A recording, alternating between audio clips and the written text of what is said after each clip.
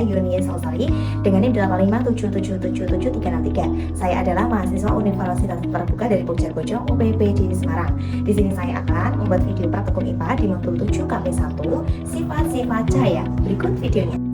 Tujuan praktikum ini adalah mengamati dan membuktikan sifat-sifat cahaya, menjelaskan sifat-sifat cahaya, menjelaskan sifat-sifat bayangan yang dihasilkan oleh cermin, dan menentukan fokus cermin cekung.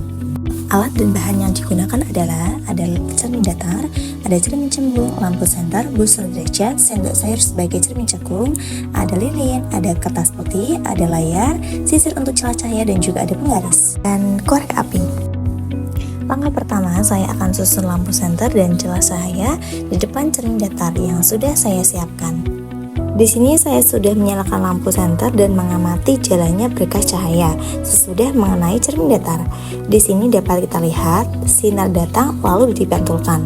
Sudut pantul selalu sama dengan sudut datang. Hal ini membuktikan bahwa sudut pantul dan sudut datang membentuk sudut yang sama besarnya terhadap garis normal. Jadi kesimpulannya sudut I sama dengan sudut R. Percobaan selanjutnya, saya akan membuktikan bunyi hukum Snellius. Di sini saya menggunakan kertas sebagai pengganti laser untuk memperjelas bunyi hukum Snellius bahwa sudut datang besarnya sama dengan sudut pantul. Ketika I atau sudut datang besarnya 90 derajat, maka R atau sudut pantul besarnya juga 90 derajat.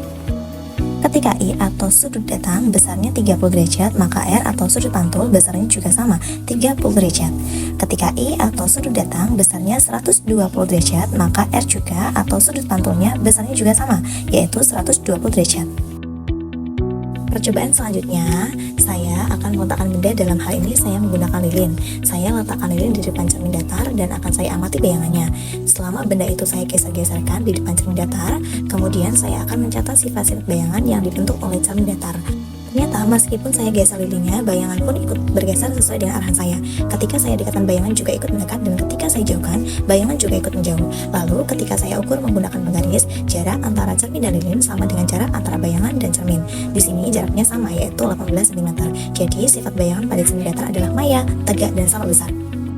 Percobaan selanjutnya adalah pemantulan cahaya pada cermin cembung. Cahaya tersebut akan dipantulkan dan sinar pantul akan menyebar. Dapat dilihat pada layar putih di sini, cahayanya menyebar. Lalu ketika saya jauhkan cermin cembung, cahayanya menyebar semakin luas. Jadi sifat bayangan cermin cembung adalah maya, tegak, dan diperkecil.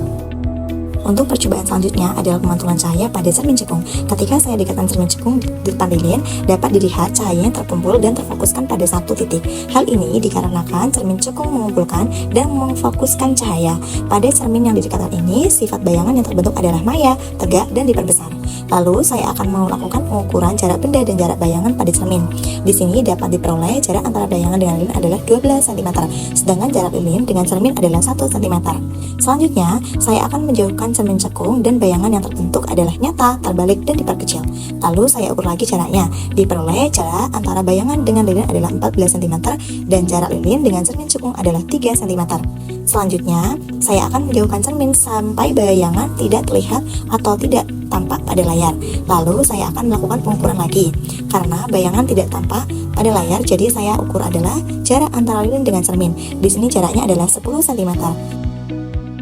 Dari praktikum ini membuktikan bahwa pemantulan cahaya memenuhi hukum Snellius, di mana sudut datang besarnya sama dengan sudut pantul atau sudut I sama dengan sudut R. Pada cermin datar, bayangan yang dihasilkan ada maya, tegak, dan sama besar dengan jarak benda yang sama ke cermin. Kemudian, pada cermin cembung bersifat menyebarkan cahaya dengan bayangan yang selalu mayang, tegak, dan diperkecil.